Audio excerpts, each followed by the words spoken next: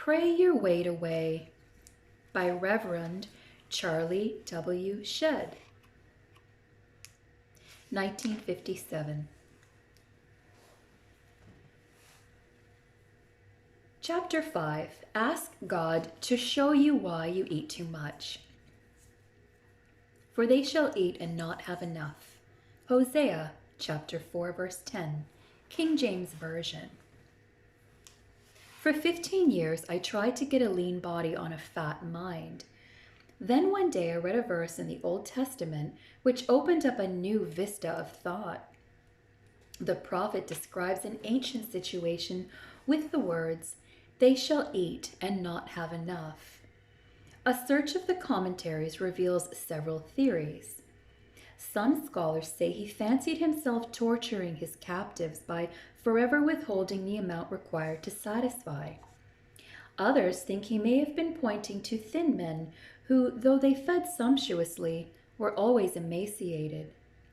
But you and I can tell the scholars about certain plump persons who ate and became fat, but never were filled. As he thinketh in his heart, so is he. Since this is still true, we can never hope to get the fat off our body until we remove the fat from our mind. Whatever our problem, the fact is that we will remain obese or return to heaviness again after weight loss unless our inner problem is resolved. Removal of pounds is not our prime job. The number one task is to do away with the cause. This is why praying weight away is the solution for us. Prayer and the subconscious. You haven't forgotten these cartoons. Dog A wags tail, striking gong B, setting up reverberations, waking fly C. Fly C, looking for a place to settle, decides on cake D. Housewife seeing fly takes swatter. E swings, accidentally hitting light string F. Light string F, swaying from impact, awakens wasp G. Wasp G, buzzing about, lights on nose of Grandpa I. I awakes from nap, throwing feet to floor, jarring candle J. J falls into wastebasket K, setting fire to curtain L, and on you go. So it started with a dog. And why did he wag his tail? Was it a boy whistling? And why was he whistling? And who sent him up that particular street? You are like that. What comes out here may have started over there. It is important that you know what kind of house you're living in. You've been to your doctor and he's told you how much you should weigh. You've studied books and learned about your body with its varying requirements. Physically, you're becoming acquainted with this old house. But even more important than the query, what kind of house do you live in, is the question, what kind of you is living in the house? This is a whole labyrinth of hidden depths in you. You are not what you see in the mirror. The major part of you is below the surface in the dark. Here is the visible, which may be called awareness, but there is a vast invisible marked below awareness. What can prayer do about this? Well, a short while ago I drove home in the rain. It was midnight and there were two men in the pickup truck ahead of me. It belonged to the REA, and those men were shining a light up to the wires on the poles. They were looking for a broken connection. When you pray, the man with the flashlight goes out into vast reaches of your subconscious to shine his light along the wires for a break in the line. You have promised God that you would do your best for him. He knows that you mean it. Therefore, he is now willing to show you where you must mend the broken places in your line. It does not matter how much you may have been shorting out, blowing a fuse, or having trouble with the circuits. Prayer can fix broken places and turn on lights in the darkest districts of your soul. We are about to move on to the fat man's checklist. Other chapters have hit at the superstructure. Now we attack the foundation itself. Before we proceed, we do well to go on our knees and pray the ancient prayer. Search me, O God, and know my heart. Try me and know my thoughts, and see if there be any wicked way in me, and lead me in the way everlasting. Psalm 139, verses 23 and 24. Fat Man's Checklist. In my own struggle back to a sensible size, I discovered 6 basic problem centers which were causing me to eat and not have enough. Working with other people who have fought the same fight, I have often uncovered these same 6, plus 3 others. This is by no means an exhaustive list, but it does represent the major subconscious causes of obesity, as I have experienced them personally and found them elsewhere. It would be easy to label them all frustration and halt the treatment there. Webster defines this popular psychological term as past participle of frustrare, to deceive, to prevent from attaining a purpose, balk, to bring to nothing, defeat, baffle. Any of the 9 listed below would fit that classification somewhere. To tell me I am frustrated is not enough. I want to know where the line is broken and how it can be mended.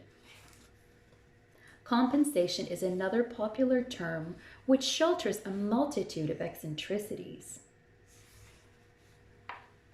It is true that we eat to compensate, but to stop there is like diagnosing the disease without prescribing the remedy. For what am I compensating? In search of an answer to that question, we place our problems against this checklist. Of necessity, the 9 points will overlap. Wires are sometimes snarled, and the person whose problem is limited to 1 is certainly among the favored. Confusion of factors complicates self-knowledge for most of us. This is one more reason why only some big solution like praying our weight away will accomplish the big job before us. Checkpoint 1, rejection. What this naughty problem can do to the human body is graphically shown in the case history of Wanda Jo. She was an attractive person, slightly on the plump side. Was is the right word. Slowly then, with increasing crescendo, she began to put on weight. One day, she plunked her 175 pounds into the sturdy chair and blurted out, after she caught her breath, "Nobody cares. This is the coldest town I've ever been in. I want to go home. Up in Kansas, at least they know who you are." After 30 minutes of this diatribe, we began to put the pieces together. Wanda Jo had been a wheel in the Weberg High. She was the queen of the band and won the district declamatory contest. The year the boys took the basketball trophy, she was head cheerleader. She still carried her scholarship medal, and nobody has broken her school typing record. Then she came to our town, where she was one more secretary for a large oil company. It was a good job, nice pay, air-conditioned office, people all over the place. One of the people was Stan. He was head man in her office, and this was the real thing. She made a play for his dark curls and big grin. She let it be known it was real lonesome evenings all by her little old self. Progress, 0. Stan did date. Several of her co-workers were on his list.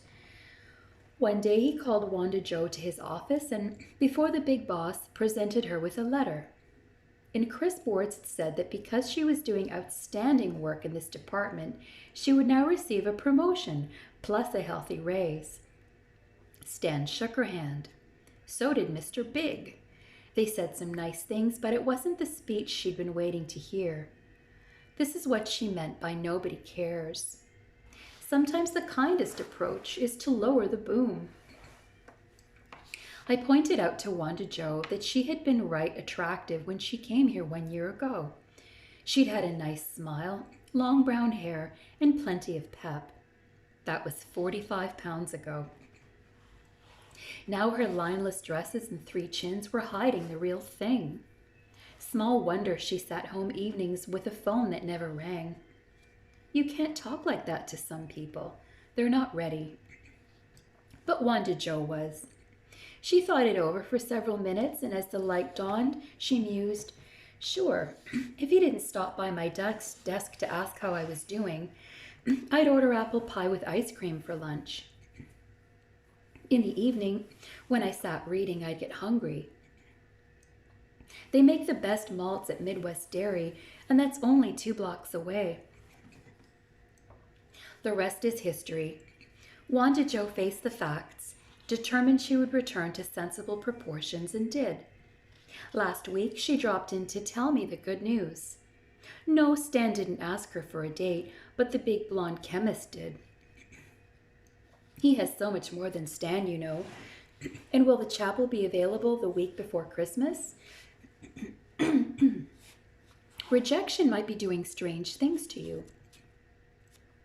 Perhaps you were brought up in a home where you felt unwanted.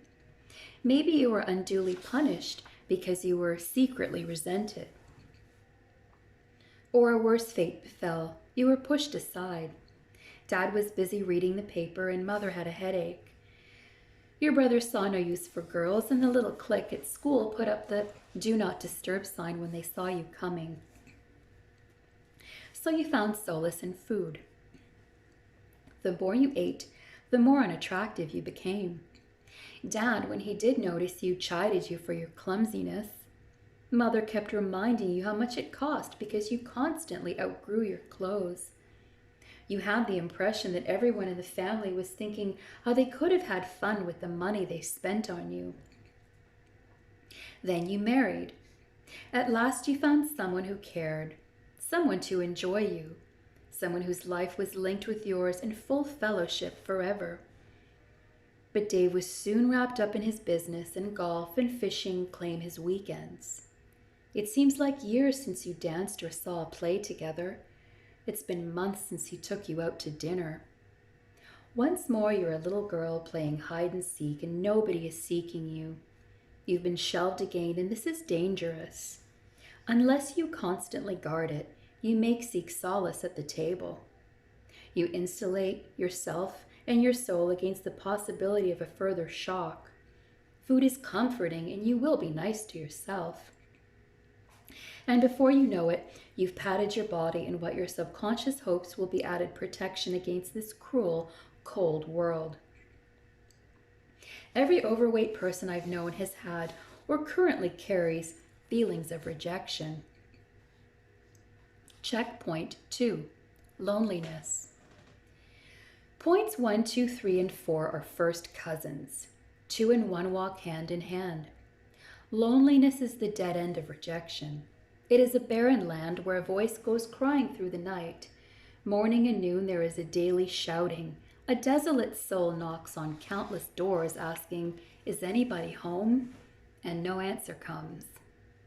Solitude doesn't require that you be a sheep herder on the wide expanses of some far-off country. Life may have dropped you in a teeming city with millions about you and not a friendly face among them.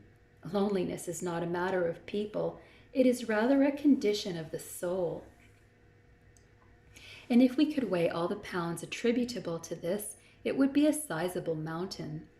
This is true because loneliness digs a deep inner gorge which can never be filled with food. The yawning chasm cries out for filling. We attempt to satisfy it, but the prophet is right. They shall eat and not have enough. If rejection and loneliness are your problem, then prayer can help you, because by prayer you form that permanent friendship which never lets you go. Checkpoint 3, disappointment. This is another of rejection's kin, and every bit as deadly for those of large dimensions. Perhaps it began when someone else took first prize. You'd given it all you had, but second turned to ashes in your mouth. As time passed, life did it to you again. Somebody else was elected captain of the team. When the ballots were all in, the other girl was class president. You wanted the lead in your junior play. You hoped to parade as homecoming queen. You dreamed that you were singing the solo. You were giving the valedictory. You were named most likely to succeed, and you just missed every one of them. So you decided you'd show them when you met them in the great game. You set out to be the biggest tycoon in your town, the smartest lawyer in your state, the greatest physician in the Midwest, the mightiest preacher in your denomination. Now you see that you aren't making it. Your goals are still far off in the distant future. But your table is one place where you can reign. You'll be king somewhere. When you sit down here, all the inner subjects begin their clamor for attention. You and you alone can quell their babble. This is the life. One by one you satisfy each corner and send each newcomer back surfeited to his particular fold of fat. So common is this procedure with the obese that you would do well to check your goals. I know one rotund man who has risen to a top position, but life up there for him isn't half as interesting as he had dreamed. He's busy checking their routine and listening to the complaints of men downstairs. Other men on the way up get the interesting jobs, and he's let down. It is wise to practice examining one's goals frequently. Some of them may be false, or time may have altered their merit. Possibly you no longer want to be what you're struggling so frantically to become. Maybe the upward rush is spinning you dizzy. Perhaps the only way to save your life is to take a leap away from the whirling machinery of success and let the others wheel the deal. Take the leap then, and before you get to your feet, pray that God will show you His hope for you. Prayer will remind you that someone else is working too. Now you aren't trying to reshape the world alone. You won't need to eat all the food there is. The other man should have a bit to strengthen him for his share in life's endeavors.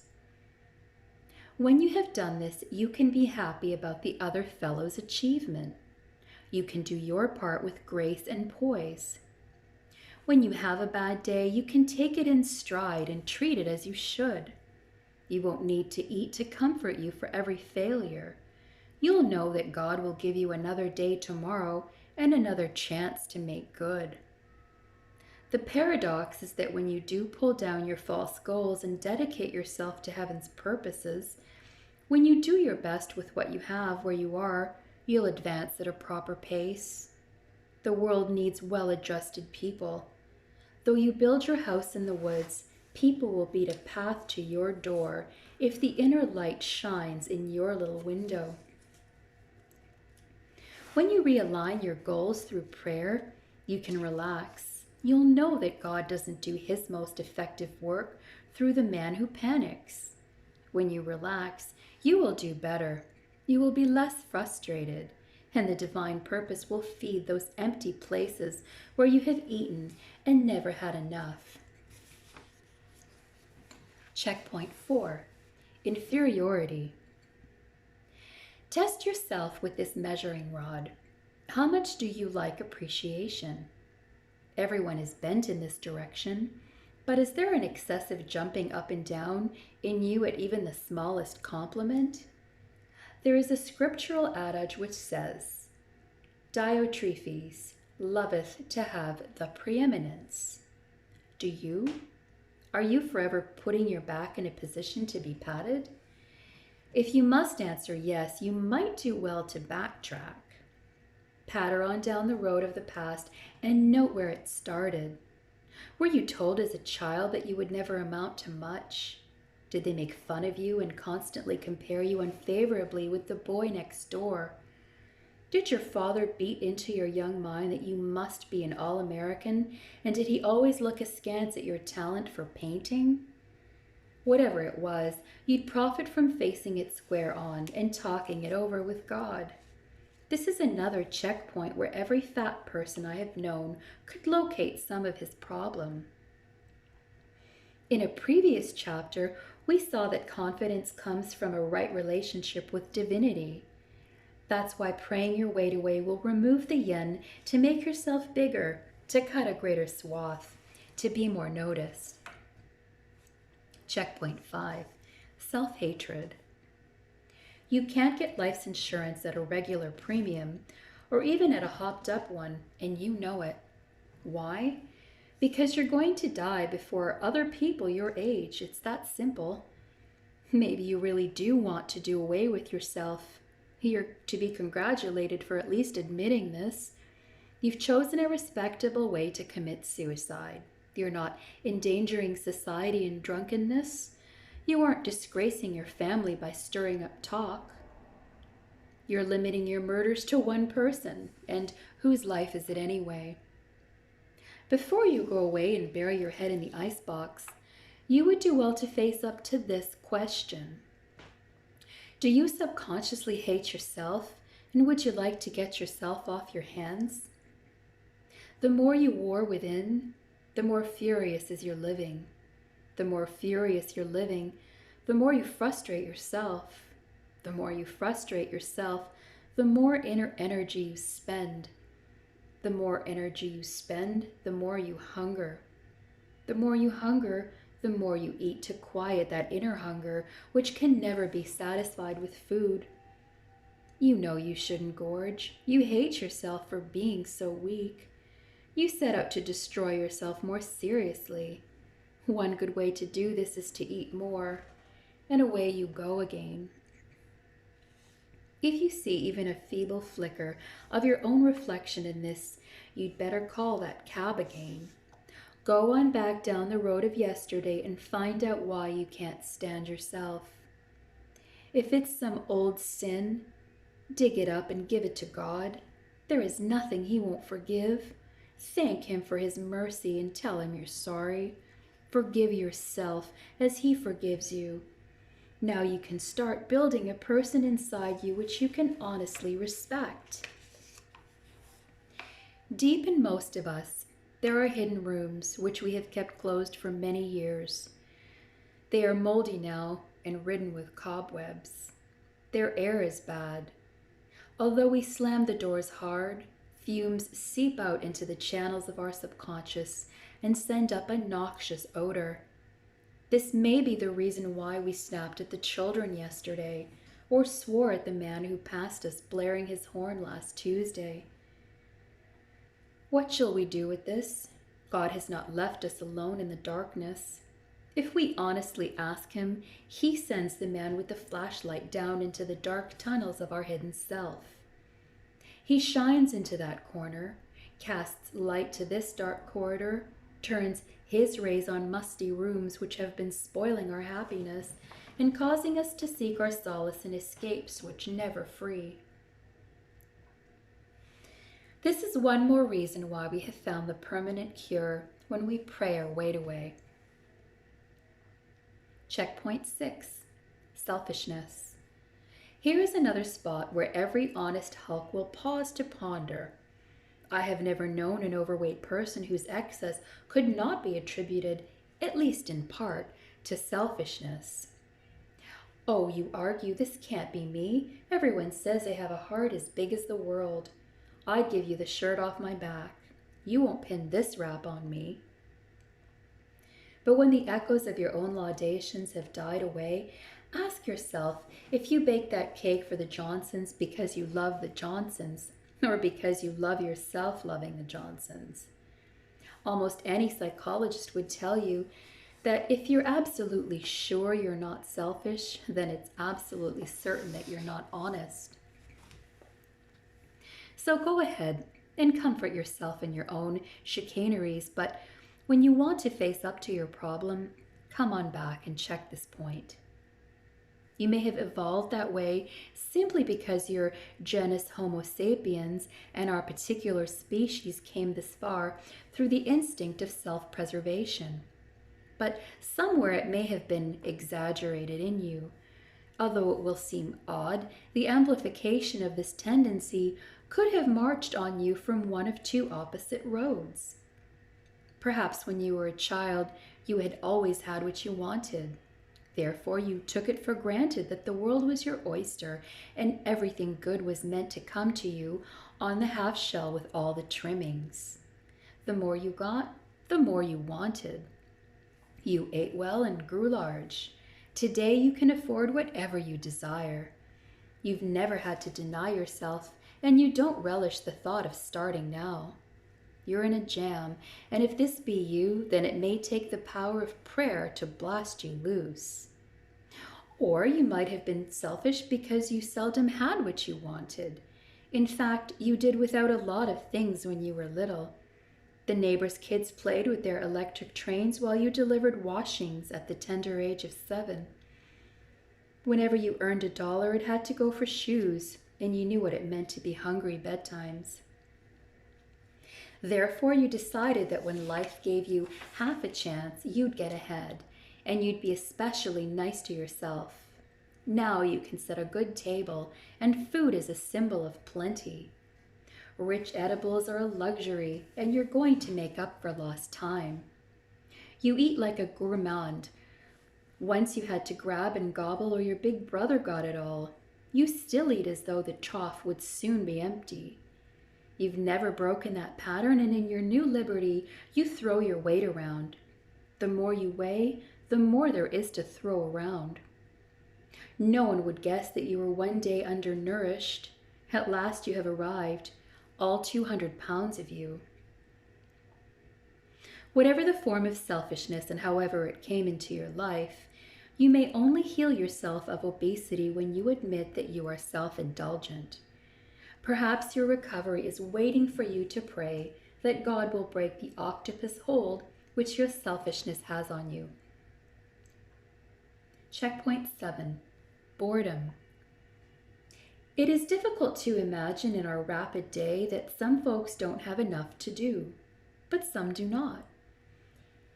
Even when there are myriad worthy endeavors crying out for servants to serve them, there are those still who pull down the curtain and sit alone. It profits each of us to still ourselves upon occasion and shut out the world for quiet meditation. But God never intended most of us to remain forever in repose. Eunice is a classic case. A widow, she was an excellent mother. She raised her children well, and everyone said she set them a perfect example. But Billy has gone into the Navy now, and Marjorie is married to a doctor far away. It's so lonely for a widow without her little ones. And what can she do? She can comfort herself with canapes and soothe her arid hours by eating out. She loves to discover new tea rooms, and she never misses a smorgasbord at Little Bit of Sweden. Between times, Eunice checks her account books and helps herself to another bonbon from the ever-present box on her Duncan fife. Good old Ralph, he left her in excellent shape. And if he could see her shape right now, he'd probably excuse himself and go hurriedly back to the land of things as they ought to be. Eunice should be doing some tall thinking. And if she prayed about it, chances are better than good that she'd be guided out of her boredom to some sensible proportions. If your life is dull, ask God to open your eyes to all the exciting things He has planned for you.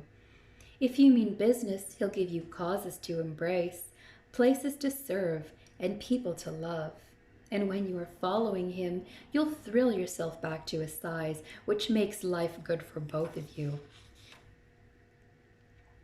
Checkpoint 8. Unhappy marriage. We have seen that you may be fat because you aren't married. Conversely, it may be true because you are. Tiny is quite the man about town. The Main Street gang knows him as one good Joe, and he serves on important committees. He carries weight with the Chamber of Commerce and the Rotary Board of Directors. He's a striking example of the old saw. Everybody loves a fat man. Everybody does love Tiny, except Tiny.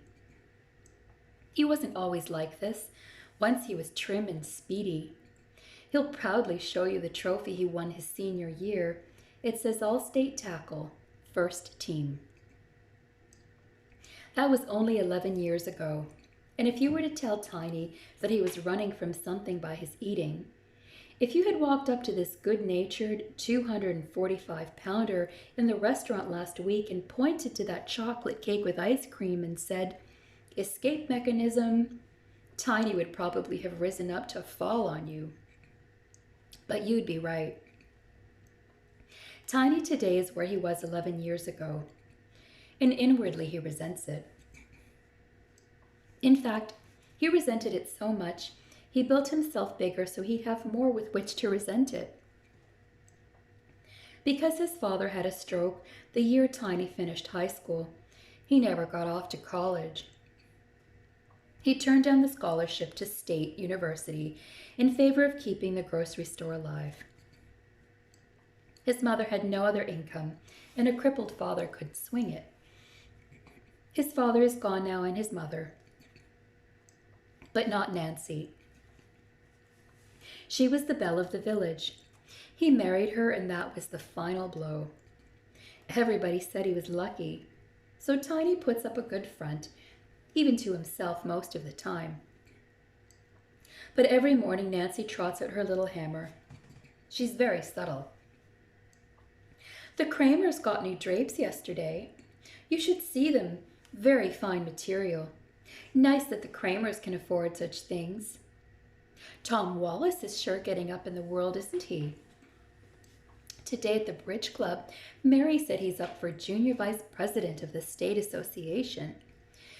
But then even in college, we all knew Tom was a marked man. Breakfast, lunch, dinner, evenings, Nancy's little hammer goes tap, tap, tap. Breakfast, lunch, dinner, evenings, Nancy's little hammer. Tiny knows he's had exactly the same income for the last 4 years. He's built a good business and doubled his father's intake. But he's reached a plateau, and that's where it'll be unless someday it goes back down. They have plenty of the essentials and some little luxuries.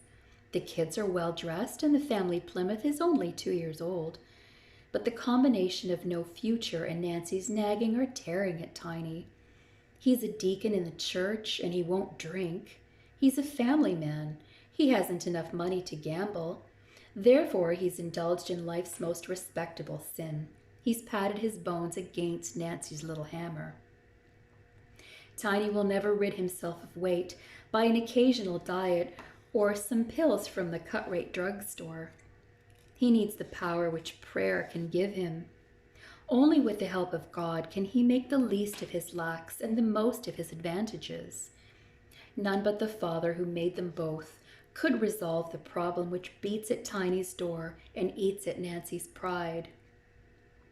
Tiny is beginning to see it now. He spends much time going up and down the road of prayer.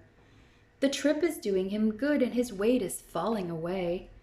As he rids himself of his avoirdupois, a new peace is beginning to get through to the places where deep peace likes to dwell. Nancy senses something new. One of these days, she'll want to know, and when she does, Tiny will take her by the hand and lead her up where he can say, "God, this is Nancy. I want you two to know each other." A poem by Archbishop Trench. Lord, what a change within 1 short hour, spent in thy presence, will prevail to make. What heavy burdens from our bosoms take. What parched grounds refresh us as with a shower. We kneel, how weak. We rise, how full of power. Whatever the trouble in your marriage, it's a certain fact that prayer can only do it good. You'll never eat your way around this mountain or go through it.